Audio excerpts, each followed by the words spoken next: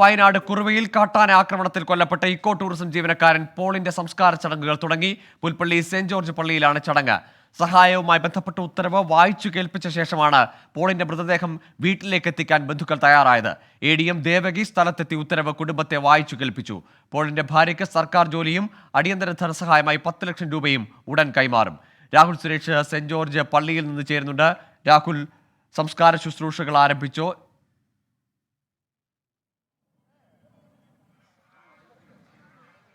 ഗോകുൽ, സംസ്കാര ശുശ്രൂഷകൾ പള്ളിക്കുള്ളിൽ ഏതാണ്ട് പൂർത്തിയായിട്ടുണ്ട്. ഇനി സംസ്കാര ചടങ്ങുകൾ മാത്രമാണ് നിലനിൽക്കുന്നത്. ഇപ്പോൾ നമ്മളുള്ളത് ഇവിടെ പള്ളി സെമിത്തേരിയിലാണ്. പള്ളി സെമിത്തേരിയിലും ഏതാണ്ട് ഒരുക്കങ്ങൾ പൂർത്തിയായിട്ടുണ്ട്. ഇനി ഇവിടേക്ക് എത്തിക്കുക, അത് മാത്രമാണ് നിലവിൽ അവശേഷിക്കുന്ന മറ്റു നടപടിക്രമങ്ങൾ എന്ന് പറയുന്നത്. 15 മിനിറ്റ് നീണ്ട പള്ളിക്കുള്ളിലെ ശുശ്രൂഷകളാണ് ഇപ്പോൾ പൂർത്തിയായിട്ടുള്ളത്. ഇനി ഉടൻ തന്നെ പോളിന്റെ മൃതദേഹം സെമിത്തേരിയിലേക്ക് എത്തിക്കും. ഇവിടെ ഇനി ഏതാനും നിമിഷങ്ങൾ നീണ്ടു നിൽക്കുന്ന ചില കർമ്മങ്ങൾ മാത്രമാണ് ഇനി പള്ളി സെമിത്തേരിയിൽ ഉള്ളത്. വൈകാരികമായ നിമിഷങ്ങൾക്കായിരുന്നു പള്ളിക്കുള്ളിലും ഉണ്ടായത്. കാരണം പോളിന്റെ മകളും ഭാര്യയും ഉൾപ്പെടെയുള്ള കുടുംബാംഗങ്ങൾ അവിടേക്ക് എത്തിയിരുന്നു. വൈകാരികമായ നിമിഷങ്ങളാണ് പള്ളിക്കുള്ളിൽ ഉണ്ടായത്. കാരണം പോളിന്റെ ഭാര്യയ്ക്ക് നഷ്ടപ്പെട്ടത് അവരുടെ ഭർത്താവിനെയാണ്. ഒപ്പം തന്നെ മകൾക്ക് നഷ്ടപ്പെട്ടത് അവരുടെ അച്ഛനെയാണ്. നാട്ടുകാർക്ക് അവരുടെ പ്രിയപ്പെട്ട പോളിനെ നഷ്ടപ്പെട്ടു. അതൊന്നും വിശ്വസിക്കാൻ ഇതുവരെയും നാട്ടുകാർക്കോ ബന്ധുക്കൾക്കോ അവരുടെ കുടുംബത്തിനോ ഒന്നും തന്നെ ഇതുവരെയും സാധിച്ചിട്ടില്ല എന്നതാണ് ഏറ്റവും പ്രധാനപ്പെട്ട കാര്യം. ഇന്നലെ രാവിലെ ഏതാണ്ട് 9:30 ഈ കാട്ടാന ആക്രമണം ഉണ്ടാകുന്നത്. തുടർന്ന് ആശുപത്രിയിൽ ചികിത്സ തേടിയെങ്കിലും ജീവൻ രക്ഷിക്കാനായില്ല. ഇന്നലെ വൈകിട്ടോടുകൂടി ഉച്ചയോട് 3:30 മരണം സ്ഥിരീകരിക്കുകയായിരുന്നു. ഇന്ന് രാവിലെ 10 മണിയോടുകൂടിയാണ് പോസ്റ്റ്മോർട്ടം നടപടികൾ ഉൾപ്പെടെ പൂർത്തിയാക്കിയ ശേഷം പുൽപ്പള്ളിയിലേക്ക് പോളിന്റെ മൃതദേഹം എത്തിയത്. ജനങ്ങളുടെ ഭാഗത്തു നിന്നും വലിയ രീതിയിലുള്ള പ്രതിഷേധമാണ് ഇന്ന് പുൽപ്പള്ളിയിൽ ഉണ്ടായത്. രാവിലെ ആദ്യം സമാധാനപരമായിരുന്നു പ്രതിഷേധ പ്രകടനങ്ങളൊക്കെ കൂടി. എങ്കിലും അവസാനം ജില്ലാ ഭരണകൂടത്തിന്റെ കൃത്യമായ ഇടപെടൽ ഉണ്ടാകാതെ വന്നതോടെയായിരുന്നു വലിയ രീതിയിലുള്ള പ്രതിഷേധം ഉണ്ടായത്. പലതവണ പോലീസ് ലാത്തി വീശുന്ന സാഹചര്യങ്ങളിലേക്ക് എത്തി. പോലീസും ജനങ്ങളും നാട്ടുകാരും തമ്മിൽ നേരിട്ട് ഏറ്റുമുട്ടുന്ന ഒരു സാഹചര്യങ്ങളിലേക്ക് എത്തി. രാഷ്ട്രീയ നേതാക്കൾക്കെതിരെയും ജനങ്ങളുടെ വലിയ രീതിയിലുള്ള പ്രതിഷേധം ഉണ്ടായി. അങ്ങനെ സമാനതകളില്ലാത്ത ഒരു പ്രതിഷേധമായിരുന്നു ഇന്ന് പുൽപ്പള്ളിയിൽ ഉണ്ടായത്. ഏറ്റവും ഒടുവിലും സർവകക്ഷി യോഗം പൂർത്തിയായ ശേഷവും ജനങ്ങളുടെ ഭാഗത്തുനിന്നും പ്രതിഷേധം ഉണ്ടായിരുന്നു. കാരണം അവർ മുന്നോട്ട് വെച്ച ആവശ്യങ്ങളൊന്നും തന്നെ അംഗീകരിച്ചില്ല. അതിനെ തുടർന്ന് ഇന്ന് വലിയ രീതിയിലുള്ള പ്രതിഷേധം ഉച്ചയ്ക്ക് ശേഷവും പുൽപ്പള്ളിയിൽ ഉണ്ടായി. ഒടുവിൽ നിരോധനാജ്ഞ പ്രഖ്യാപിക്കേണ്ട ഒരു സാഹചര്യം കൂടി എത്തിയിരിക്കുകയാണ്. ഇന്നും നാളെയും പുൽപ്പള്ളിയിൽ നിരോധനാജ്ഞ നിലനിൽക്കുകയാണ്. ഏറ്റവും ഒടുവിലാണ് ഏതാണ്ട് 2:30 മൃതദേഹം പോളിന്റെ വീട്ടിലേക്ക് എത്തിക്കുന്നത്. അവിടെ കൃത്യമായ ഉറപ്പുകൾ ജില്ലാ ഭരണകൂടം നൽകിയ കൃത്യമായ ഉറപ്പുകൾ പാലിക്കാതെ, അതായത് ഉത്തരവ് നൽകാതെ ഈ പ്രതിഷേധത്തിൽ നിന്നും പിന്മാറില്ല എന്നും മൃതദേഹം ഏറ്റുവാങ്ങില്ല എന്നും കുടുംബം നിലപാടെടുത്തിരുന്നു. ഒടുവിൽ CCF സ്ഥലത്തെത്തിയാണ് ഇതിനെല്ലാം ഒരു പ്രശ്നപരിഹാരം ഉണ്ടായത്. അതിന് പിന്നാലെ ഏതാണ്ട് 4 മണിയോടുകൂടി വീട്ടിലെ പൊതുദർശന ചടങ്ങുകൾ പൂർത്തിയാക്കി, അവസാനവട്ട സംസ്കാര ചടങ്ങുകൾ വീട്ടിലേത് പൂർത്തിയാക്കി. അതിനുശേഷമാണ് സെന്റ് ജോർജ് പള്ളിയിലേക്ക് 4:30 മൃതദേഹം എത്തിച്ചത്. ഏതാണ്ട് 15 മിനിറ്റ് നീണ്ട പള്ളിക്കുള്ളിലെ ശുശ്രൂഷ ചടങ്ങുകൾ പൂർത്തിയാക്കിയ ശേഷമാണ് ഇപ്പോൾ മൃതദേഹം ഇവിടെ പള്ളി സെമിത്തേരിയിലേക്ക് എത്തിക്കാൻ പോകുന്നത്. ഈ പുൽപ്പള്ളിയിൽ മാത്രം കഴിഞ്ഞ 2 ആഴ്ചകളിൽ ഉണ്ടായ 3ാമത്തെ വന്യജീവി ആക്രമണവും 3ാമത്തെ മരണവുമാണ് ഇന്ന് സംഭവിച്ചത്. ഇതിൽ കൃത്യമായ ഇടപെടൽ വനംവകുപ്പിന്റെ ഭാഗത്തുനിന്നും ഉണ്ടായില്ലെങ്കിൽ തുടർന്നും പ്രതിഷേധം സംഘടിപ്പിക്കാനാണ് ഇവിടുത്തെ നാട്ടുകാരുടെ തീരുമാനം. എന്താണെങ്കിലും പോള് ഇനി ജീവിച്ചിരിക്കുന്നില്ല എന്നുള്ള സത്യം ഇവിടെയുള്ള ആളുകൾക്ക് ഇപ്പോഴും അംഗീകരിക്കാൻ കഴിഞ്ഞിട്ടില്ല എന്നാണ് എടുത്തു പറയേണ്ട ഒരു പ്രധാനപ്പെട്ട കാര്യം. ഇന്ന് രാവിലെയും പ്രദേശത്ത് വന്യജീവി ആക്രമണം ഉണ്ടായിരുന്നു. 2 പശുക്കിടാങ്ങളെയാണ് ഇന്ന് കടുവ ആക്രമിച്ച് കൊന്നത്. അതുമായി ആളുകൾ പുൽപ്പള്ളിയിൽ എത്തിയ ശേഷം ആ രീതിയിലുള്ള പ്രതിഷേധവും ഉണ്ടായിരുന്നു. 4 മണിക്കൂറാണ് പോളിന്റെ മൃതദേഹം ആംബുലൻസിൽ വെച്ചുകൊണ്ട് പുൽപ്പള്ളി ബസ് സ്റ്റാൻഡിന്റെ ഉള്ളിൽ വെച്ച് പ്രതിഷേധം ഉണ്ടായത്. 4.5 മണിക്കൂറിന് ശേഷമാണ് മൃതദേഹം ആംബുലൻസിൽ നിന്നും മാറ്റുകയും തുടർന്ന് വീട്ടിലേക്ക് എത്തിക്കുകയും ചെയ്തത്. അങ്ങനെ സമാനതകളില്ലാത്ത ഒരു പ്രതിഷേധമാണ് ഇന്ന് പുൽപ്പള്ളിയിലും ഒപ്പം തന്നെ വയനാട്ടിലും നടന്നുകൊണ്ടിരിക്കുന്നത്. ഇപ്പോൾ നിലവിൽ പുൽപ്പള്ളിയിലെ സാഹചര്യം ശാന്തമാണ്. 144 പ്രഖ്യാപിച്ചതോടുകൂടി തന്നെ ആൾക്കാരെല്ലാം തന്നെ പിരിഞ്ഞു പോയിട്ടുണ്ട്. പോലീസ് സുരക്ഷ വർദ്ധിപ്പിച്ചിട്ടുണ്ട്. അതോടൊപ്പം നാളെ രാവിലെ രാഹുൽ ഗാന്ധി, വയനാട് MP കൂടിയായ രാഹുൽ ഗാന്ധി ഇവിടേക്ക് എത്തുമെന്നാണ് അറിയിച്ചിട്ടുള്ളത്. കഴിഞ്ഞ ആഴ്ച മരിച്ച അജീഷിൻ്റെ വീട്ടിലായിരിക്കും ആദ്യം രാഹുൽ ഗാന്ധി സന്ദർശനം നടത്തുക. അതിനുശേഷം പോളിൻ്റെ വീട്ടിലേക്കും എത്തും. ഈ കുടുംബങ്ങളുമായും രാഹുൽ ഗാന്ധി സംസാരിക്കുമെന്ന കാര്യം കൂടി അറിയിച്ചിട്ടുണ്ട്. എന്താണെങ്കിലും അവസാനവട്ട പോളിൻ്റെ സംസ്കാര ശുശ്രൂഷകൾ പൂർത്തിയാക്കി സംസ്കാര ചടങ്ങുകളിലേക്ക് കടക്കുകയാണ്. ഗൂഗിൾ. രാഹുൽ, ഇന്ന് വലിയ പ്രതിഷേധം പുൽപ്പള്ളി ടൗണിൽ കണ്ടതാണ്. ജനപ്രതിനിധികൾക്ക് നേരെയും വലിയ രോഷപ്രകടനമുണ്ടായി. ഇപ്പോൾ ഈ പള്ളി പരിസരത്തോ അല്ലെങ്കിൽ ഈ സംസ്കാര ചടങ്ങുകളിലോ ജനപ്രതിനിധികളൊക്കെ പങ്കെടുക്കുന്നുണ്ടോ?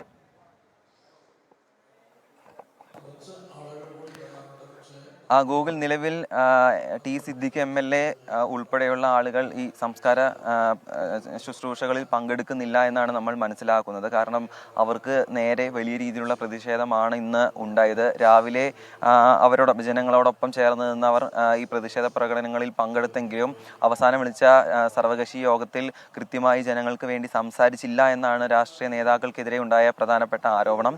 അതിന് പിന്നാലെയാണ് ഈ സർവകക്ഷി യോഗം കഴിഞ്ഞ് ഈ ബസ് സ്റ്റാൻഡിലേക്ക് എത്തി, അതായത് പോളിൻ്റെ മൃതദേഹവുമായി പ്രതിഷേധിക്കുന്ന സ്ഥലത്തേക്ക് എത്തിയ MLA-മാർക്ക് നേരെ ജനങ്ങളുടെ വലിയ രീതിയിലുള്ള പ്രതിഷേധം ഉണ്ടായത്. കയ്യിലുണ്ടായിരുന്ന കുപ്പി വലിച്ചെറിയുകയും കസേര വലിച്ചെറിയുകയും ഉൾപ്പെടെ അങ്ങനെ വലിയ രീതിയിലുള്ള പ്രതീക്ഷിക്കാത്ത രീതിയിലുള്ള പ്രതിഷേധങ്ങൾ ജനപ്രതിനിധികൾക്ക് നേരെ ഉണ്ടായി. പോലീസ് വളരെ പണിപ്പെട്ട ശേഷമാണ് ജനങ്ങളെ ഇതിൽ നിന്നുമൊക്കെ പിന്തിരിപ്പിക്കാൻ ആയത് എന്ന് തന്നെ പറയാം. 4 തവണ പോലീസ് ലാത്തി വീശേണ്ട ഒരു സാഹചര്യം ഉണ്ടായി. ആ ലാത്തി വീശൽ ഒടുവിൽ പോലീസും ജനങ്ങളും തമ്മിലുള്ള ഒരു ഏറ്റുമുട്ടലിലേക്ക് കൂടി കടന്നിരുന്നു.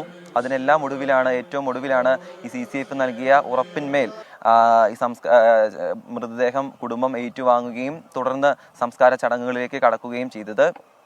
അതോടൊപ്പം തന്നെ രാവിലെ നമ്മൾ കണ്ടതാണ്, വനം വകുപ്പിൻ്റെ വാഹനം ഉൾപ്പെടെ തകർക്കുന്ന ഒരു സാഹചര്യം ഉണ്ടായിരുന്നു.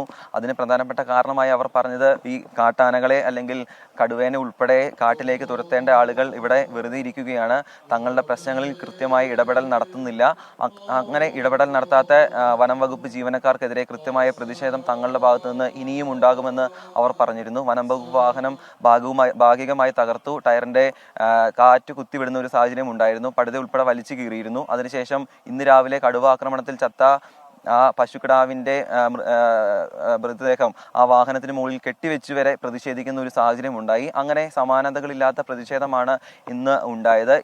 ഇന്ന് രാവിലെ കൂടി 2 കടുവ ആക്രമണത്തിൽ 2 പശുക്കൾ ചത്തു. അങ്ങനെ ഇപ്പോഴും പ്രതിഷേധം ഒരു ഭാഗത്ത് നടക്കുമ്പോഴും വന്യജീവികളുടെ ആക്രമണം ഈ പുൽപ്പള്ളിയിലും മാനന്തവാടിയിലും ഉൾപ്പെടെയുള്ള സമീപ പ്രദേശങ്ങളിൽ ഇപ്പോഴും തുടരുകയാണ്. അതുകൊണ്ടാണ് ജനങ്ങൾക്ക് വലിയ രീതിയിലുള്ള ഭീതി ഉണ്ടാകുന്നത്.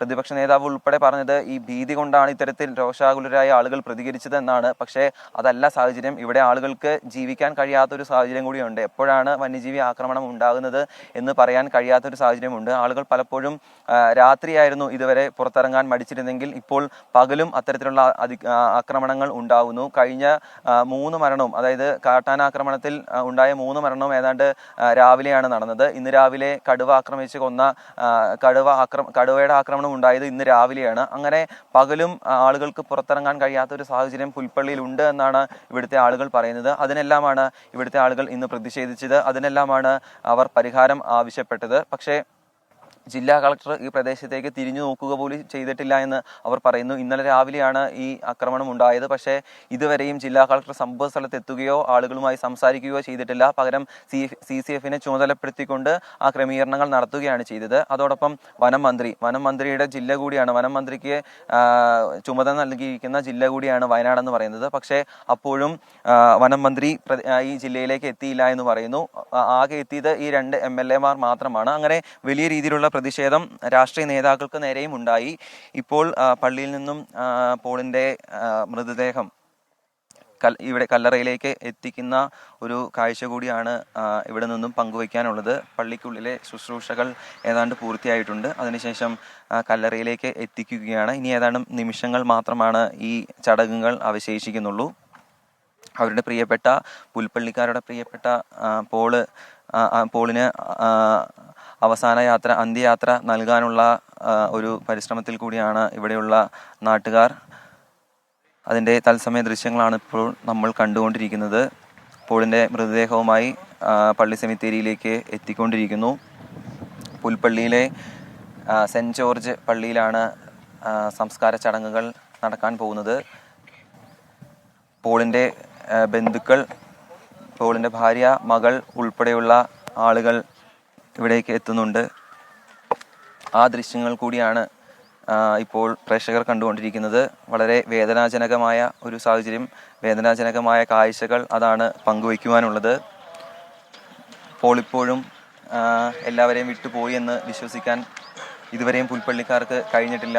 അവരുടെ വികാരങ്ങൾ പല രീതിയിൽ പുറത്തേക്ക് വരുന്നതാണ് ഇന്ന് രാവിലെ മുതൽ നമ്മൾ കണ്ടുകൊണ്ടിരിക്കുന്നത്. അതാ അവസാന നിമിഷവും ഉണ്ട് എന്ന് തന്നെ പറയാം.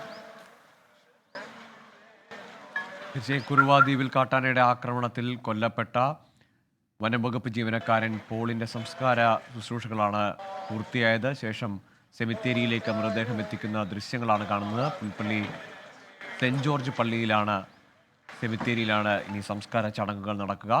വലിയ പ്രതിഷേധം ഇന്നത്തെ പകൽ കണ്ടതാണ്. അത് കഴിഞ്ഞ കുറേ ദിവസങ്ങളിൽ നിന്നായ തുടർച്ചയായി ഉണ്ടാകുന്ന 17 ദിവസത്തിനിടെ 3 മനുഷ്യജീവനുകളാണ് വയനാട്ടിൽ പൊലിഞ്ഞത്. വന്യജീവി ആക്രമണത്തിൽ തികച്ചും അരക്ഷിതമായ സാഹചര്യം, അല്ലെങ്കിൽ അതിനപ്പുറത്തേക്കൊരു വാക്ക് പ്രയോഗിക്കാമെങ്കിൽ അതുതന്നെയാകും വയനാട്ടുകാരുടെ നിലവിലത്തെ സാഹചര്യത്തിൽ ഉചിതമാവുകയെന്ന് തോന്നുന്നു.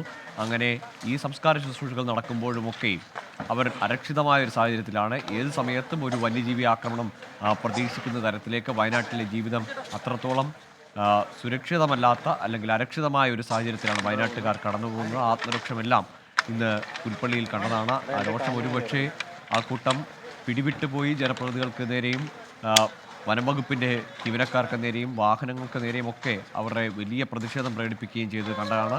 നിയന്ത്രിക്കാനാവാത്ത തരത്തിൽ ലാത്തി ചാർജ് കൊണ്ടൊന്നും അടക്കി നിർത്താനാവാത്ത തരത്തിലാണ് ആ രോഷം, ജനങ്ങളുടെ രോഷം. അത് ഈ ദിവസങ്ങളിൽ അത്രയും അവർ കടന്നു പോകുന്ന ഗതികേടാണ്. പെട്ടെന്ന് നിയന്ത്രണങ്ങൾ വരുന്നു. ആന ഇറങ്ങുമ്പോൾ വീടുകളിലിരിക്കാൻ പറയുന്നു, അല്ലെങ്കിൽ രാവിലെ ഉണരുമ്പോൾ കേൾക്കുന്നത് തൊട്ടടുത്ത വീട്ടിലെ ആളെ ആന ചവിട്ടി, ആന ആക്രമിച്ചു, അല്ലെങ്കിൽ കടുവ ഇറങ്ങിയിരിക്കുന്നു. ഇങ്ങനെ വീടിന് ചുറ്റും മൃഗങ്ങൾ ഓടിപ്പായുന്ന സാഹചര്യത്തിലാണ് വയനാട്ടുകാർ ജീവിക്കുന്നത്. അത് പുൽപ്പള്ളിയിലും മാനന്തവാടിയിലും അങ്ങനെ സകലയിടങ്ങളിലും മീനാച്ചി എസ്റ്റേറ്റിനോട് ചേർന്ന പനമരം ഭാഗത്തും അങ്ങനെ എല്ലായിടത്തും വന്യജീവി ആക്രമണത്തിൻ്റെ സാധ്യത വയനാട്ടിൽ എവിടെയും നിലനിൽക്കുന്നു എന്നത് അങ്ങേയറ്റം ഒരുപക്ഷെ സമാനതകളില്ലാത്ത ഒരു സാഹചര്യത്തിലൂടെ വയനാട്ടുകാർ കടന്നു പോകുന്നു. അതിനപ്പുറത്തേക്ക് ഈ ആക്രമണങ്ങൾ ഉണ്ടായാൽ മതിയായ ഒരു ചികിത്സാ സൗകര്യം പോലും ആ ജില്ലയിലില്ല. അതെല്ലാ കാലത്തും അവർ പറയുന്നതാണ്. ചുരത്തിലെ ബ്ലോക്ക്, ചുരത്തിലെ ഗതാഗതം അനുസരിച്ചാണ് ഞങ്ങളുടെ ജീവൻ എന്ന് പറയുന്ന അവസ്ഥ. മറ്റൊരു ജില്ലയ്ക്കുമില്ലാത്തൊരു ഗതികേട് വയനാട്ടുകാർക്ക് വന്നിരിക്കുന്നു. ഇപ്പോൾ സംസ്കാര ചടങ്ങുകളാണ് നടക്കുന്നത്. സുർജിത്ത് അയ്യപ്പത്ത് കൂടി ചേരുന്നുണ്ട്. സുർജിത്ത്, ഈ സംസ്കാര ചടങ്ങുകൾ നടക്കുമ്പോൾ പോലും അവിടെ കൂടിയിരിക്കുന്ന മനുഷ്യരിൽ വേദനയ്ക്കൊപ്പം ഒരു അരക്ഷിതാവസ്ഥ കൂടിയുണ്ട്. ഏത് സമയത്തും ഒരു വന്യജീവി ആക്രമണം പ്രതീക്ഷിക്കുന്ന ഒരു ദുര്യോഗം, ഒരു ദുരിതം ആ വയനാട്ടുകാർ കഴിഞ്ഞ കുറേ ആഴ്ചകൾ അനുഭവിക്കുകയാണല്ലോ.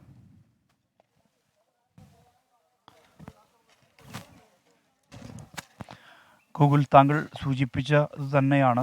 ഇവിടെ നിരന്തരം വന്യജീവി മനുഷ്യ സംഘർഷത്തിൻ്റെ ഇടമായി വയനാട് മാറുന്നു. വയനാട് അത്തരം വാർത്തകളിൽ നിറഞ്ഞു തന്നെ നിൽക്കുന്നു.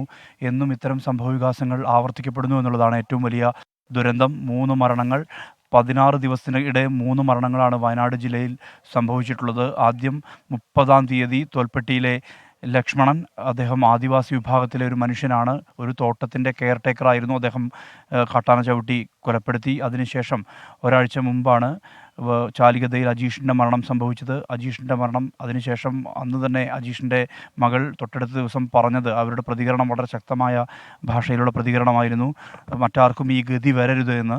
പക്ഷേ പോളിൻ്റെ മകൾക്ക് അത് ആവർത്തിക്കേണ്ടി വന്നു. പോളിൻ്റെ മകൾ സോന ആ ഗതി തൻ്റെ പിതാവിന് കൂടി വന്നിരിക്കുന്നു എന്നുള്ളത് വളരെ വേദനയോടുകൂടി പങ്കുവയ്ക്കുന്നത് നമ്മൾ കണ്ടതാണ്. ഇത്തരത്തിൽ വന്യജീവി ആക്രമണത്തിന് ഇരയായി വയനാടൻ മനുഷ്യർ ഇല്ലാതാകുന്ന ഒരു ദുരന്ത ചിത്രമാണ് ഇവിടെ കാണാൻ കഴിയുന്നത്.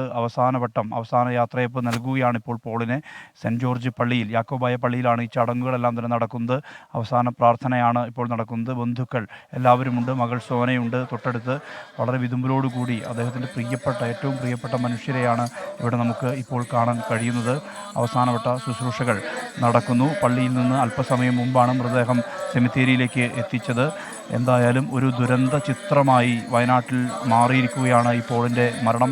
വനം വകുപ്പിലെ താൽക്കാലിക ജീവനക്കാരനായിരുന്നു അദ്ദേഹം ജോലിക്കിടെയാണ് ഇത്തരത്തിൽ അതിദാരുണമായ ഒരു സംഭവം ഉണ്ടായത്. ഏതാണ്ട് ഒരാഴ്ചയോളമായി ഈ ബേലൂർ മഖന ഇറങ്ങിയ ശേഷം, ഒരാളെ കൊലപ്പെടുത്തിയ ശേഷം കുറുവ ദ്വീപ് അടച്ചിട്ടിരിക്കുകയായിരുന്നു. കുറുവ ദ്വീപിൽ കുറുവാ ദ്വീപിലേക്ക് സഞ്ചാരികളെ ഒന്നും പ്രവേശിപ്പിച്ചിരുന്നില്ല. അതുകൊണ്ട് തന്നെ ഈ വാച്ചർമാർക്കൊന്നും 30ഓളം താൽക്കാലിക വാച്ചർമാരുണ്ട്, അവർക്കൊന്നും ജോലിയും ഉണ്ടായിരുന്നില്ല. പക്ഷേ ഈ 5 ദിവസത്തിന് ശേഷമാണ് ഇദ്ദേഹം പോൾ ജോലിക്ക് കയറുന്നത്. പോൾ ജോലിക്ക് കയറി ചെറിയ മലയിൽ വെച്ച് ഈ വാഹനങ്ങൾ തിരിച്ചുവിടുകയായിരുന്നു.